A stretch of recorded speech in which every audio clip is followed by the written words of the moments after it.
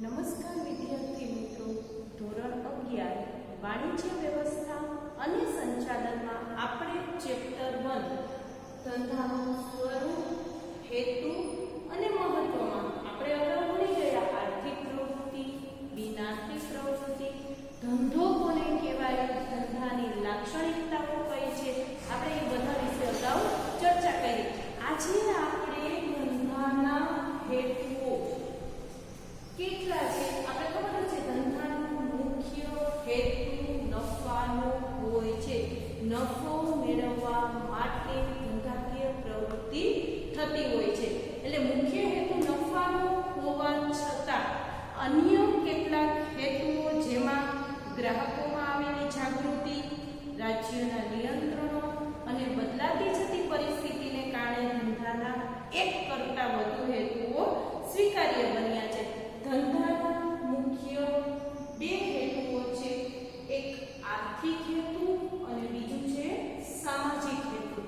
આર્થિક હેતુઓમાં કયા આવે? આર્થિક શબ્દ નાણાકીય સાથે સંકળાયેલો છે, નાણાં સાથે સંકળાયેલો હોય છે, જેમાં આર્થિક હેતુઓમાં નફાનો હેતુ, બીજું મહત્તમ સંપત્તિના સર્જનનો હેતુ અને ત્રીજું અન્ય આર્થિક હેતુ.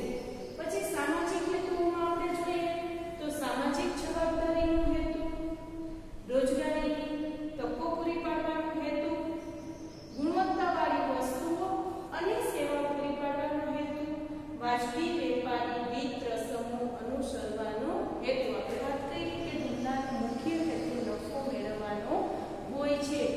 અમુક પ્રકારની પ્રેરણાથી એને અન્ય હેતુ પણ સ્વીકાર્ય કર્યા છે. એમાં આપણે આર્થિક હેતુઓમાં પહેલું જોઈએ નફાનો હેતુ.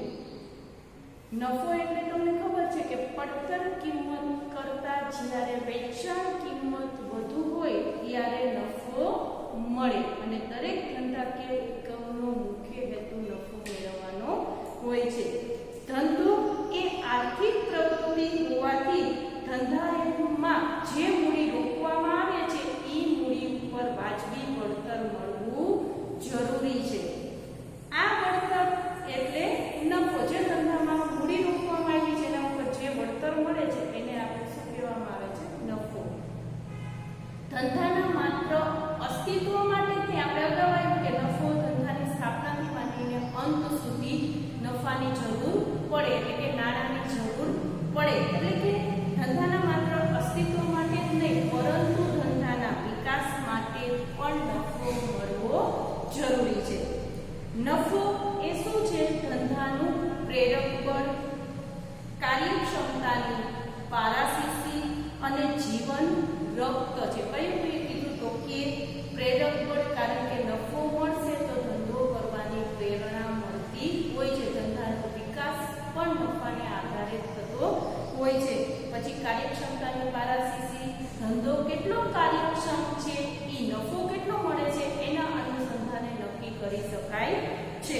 પછી એને જીવનદાતા રક્ત સમાન ગણવામાં આવે છે નફાને. એટલે એમ કે જેમ આપણા શરીરને જીવંત રાખવા માટે રક્તની જરૂર, દરેક અંગને કાર્યાન્વિત રાખવા માટે રક્તની જરૂર પડે, તેમજ ધંધાને ચાલુ રાખવા માટે નફાની જરૂર પડતી હોય છે. નફો એટલે કે નાણાંની જરૂર પડતી હોય છે, એટલે એને જીવનદાતા રક્ત સમાન ગણવામાં આવે છે. આજે મહત્તમ નફાના સ્થાને વાજબી નફાનો ખ્યાલ સ્વીકારવામાં આવે છે. વાજબી નફો કમાવાને કારણે ધંધાકીય એકમ સમાજમાં સ્વીકૃતિ મેળવવા અથવા હરીફાઈમાં ટકી શકે છે. એટલે પહેલા કેવું હતું કે મહત્તમ નફો, કોઈ પણ વસ્તુની વધુ કિંમત લઈ અને વધુ નફો મેળવી લેવામાં આવતો. અત્યારે વધુ વેચાણ કરી અને વાજબી નફો મેળવવાનો ખ્યાલ અપનાવવામાં આવે છે, જેથી હરીફાઈ મુક્ત બજારમાં ટકી શકાય. પછી બીજો મુદ્દો આવે છે મહત્તમ સંપત્તિના સર્જનનો હેતુ. એટલે કે ધંધામાં જે કાંઈ સંપત્તિ છે એનું શું કરવાનું? વિસ્તાર કરવાનો, વિકાસ કરવાનો. એ મહત્તમ સંપત્તિના સર્જનનો હેતુ આવે. ખોટના સમયે પણ સંપત્તિ ઘટાડવાની નથી, એને ટકાવી રાખવાનો પ્રયાસ કરવાનો હોય છે. નફાનો હેતુ ધંધાની વાર્ષિક કમાણી સાથે સંબંધ ધરાવે છે. વાર્ષિક કમાણી સાથે સંબંધ ધરાવતો ટૂંકા ગાળાનો ખ્યાલ છે.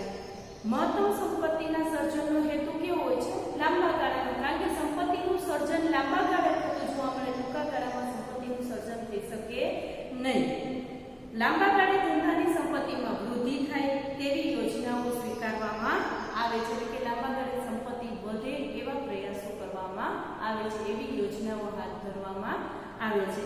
જો કે આ માટે ધંધાએ મંદી જેવા સંજોગોમાં પણ નફો કમાવાનો હેતુ જતો કરી ને પણ ધંધાની સંપત્તિ ટકાવી રાખવી પડે છે. એટલે કે મંદી જેવા સંજોગો હોય ત્યારે ધંધાએ નફો જતો કરી અને પણ શું રાખવું પડે, બજારમાં ટકી રહેવાનો પ્રયાસ કરવો, એટલે કે સંપત્તિ જે કાંઈ છે એ ટકાવી રાખવી પડે છે.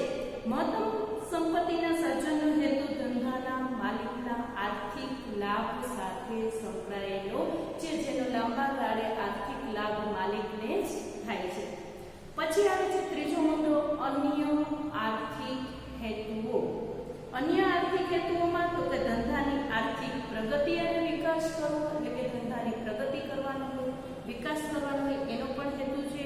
તો કે બીજું તો કે બજારનો વિસ્તાર કરવો, એટલે કે બજારમાં એનો વિસ્તાર વધારવાનો, પછી ઉપલબ્ધ સાધનોનો શક્ય એટલો શ્રેષ્ઠ ઉપયોગ કરવો અને આધુનિક ટેકનોલોજી અપનાવવી વગેરે હેતુ હોય છે. નવી નવી જે કંઈ ટેકનોલોજી આવે છે એ પણ વધારવાનો પ્રયાસ કરવામાં આવે છે. ધંધાના સામાજિક હેતુ આપણે આર્થિક હેતુઓમાં જોઈએ, નફાનો હેતુ, મહત્તમ સંપત્તિના સર્જનનો હેતુ અને અન્ય હેતુ. હવે બીજું આવે છે સામાજિક હેતુ. ધંધાએ સમાજ પ્રત્યે પણ અમુક જવાબદારીઓ નિભાવવી પડે છે. શું કામ? તો કે સમાજ હોય તો જ ધંધાની કલ્પના થઈ શકે. જો સમાજ ન હોય તો ધંધાનો વિચાર કરી શકાય નહીં. એટલે કે ધંધાના અસ્તિત્વ માટે સમાજનું હોવું અનિવાર્ય છે. સમાજ હોય તો જ ધંધાની સ્થાપના થઈ શકે. શું કામ? તો કે માલિકો, કર્મચારીઓ, ગ્રાહકો, લેણદારો એ દરેક વ્યક્તિ સમાજમાં જ રહેતી હોય છે. સમાજના લાભમાં થાય તે માટે ધંધો કેટલાક સામાજિક હેતુઓને પણ મહત્વ આપે છે. સમાજ વગર ધંધાનું અસ્તિત્વ શક્ય નથી. સમાજ છે તો ધંધો છે. ધંધાના નફા ઉપરાંતના હેતુઓનું મહત્વ પણ સ્વીકારાતું થયું છે.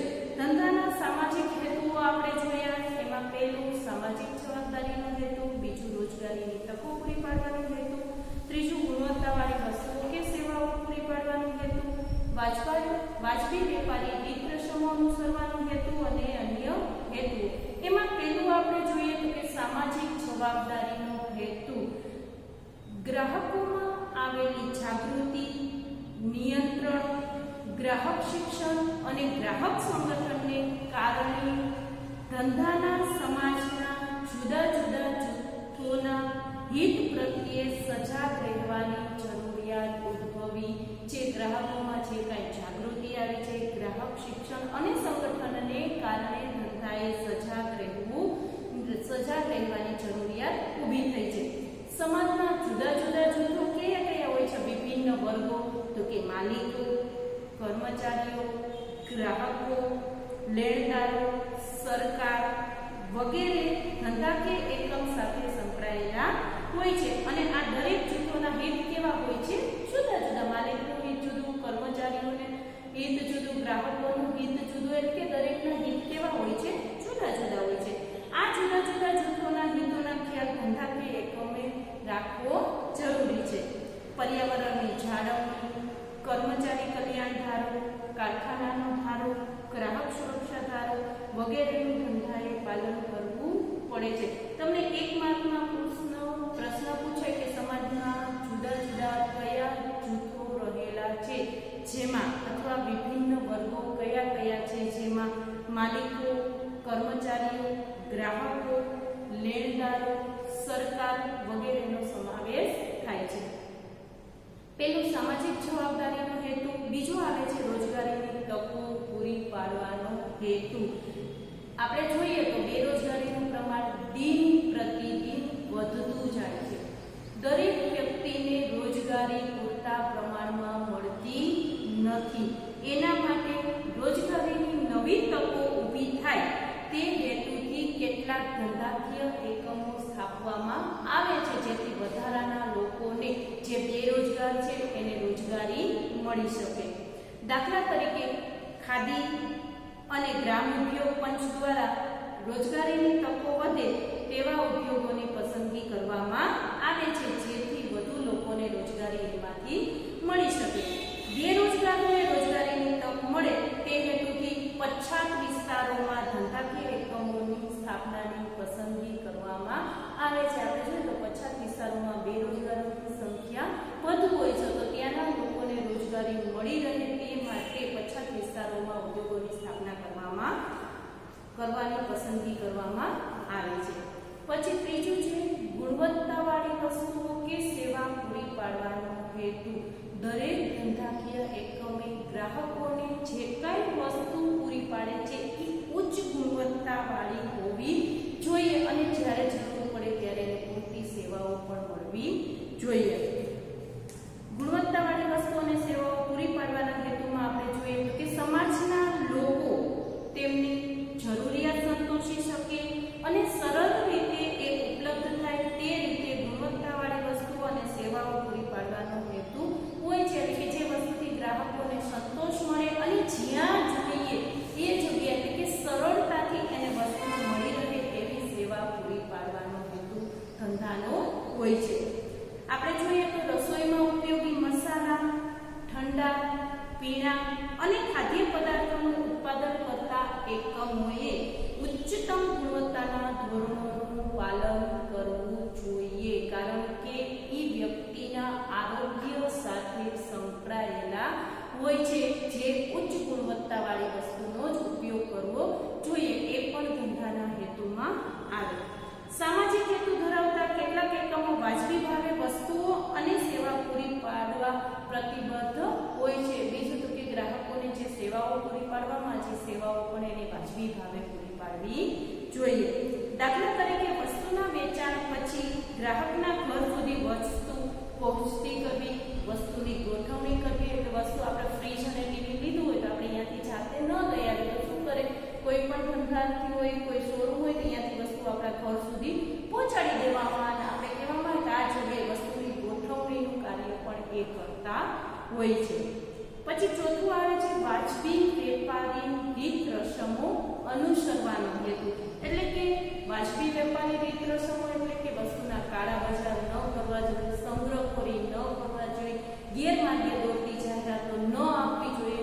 જો ગેરમાર્ગે દોરતી જાહેરાતોથી ગ્રાહકો એ ખરીદી અને એનો વપરાશ કરવાથી એને ઘણું નુકસાન થતું હોય છે.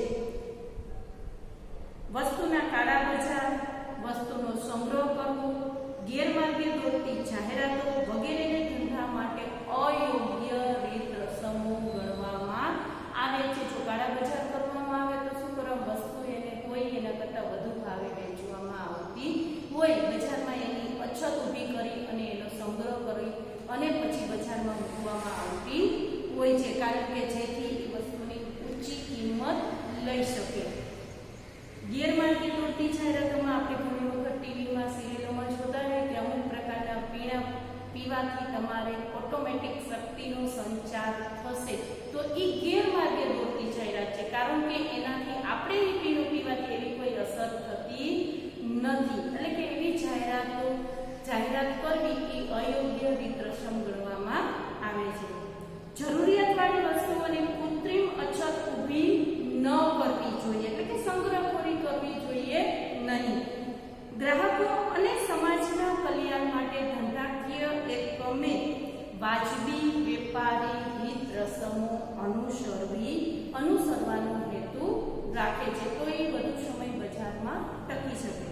પછી આવે છે અન્ય હેતુ.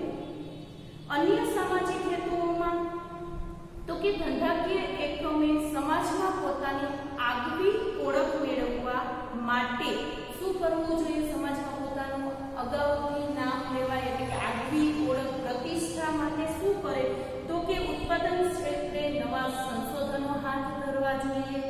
બીજું તો કે રાષ્ટ્રના વિકાસમાં મદદરૂપ થવું અને તે માટે સરકારને સહકાર આપવો જોઈએ.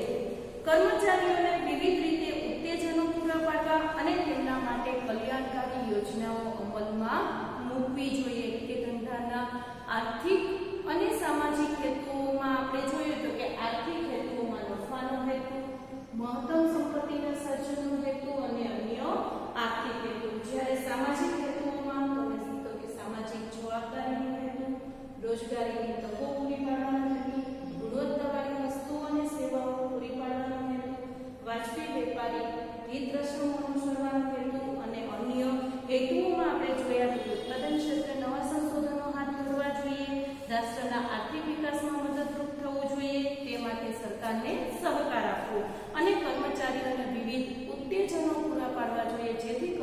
કર્મચારીઓ ઉત્તેજિત થઈને પ્રવૃત્તિ કરે અને એના માટે અમુક કલ્યાણકારી યોજનાઓ પણ ધંધાકીય એકમે વિકસાવવી જોઈએ. આપણે અહીંયા ધંધાના હેતુઓ સમજ્યા તે તમારે એકવાર વાંચી અને ક્લાસ વર્કમાં લખવાના રહેશે.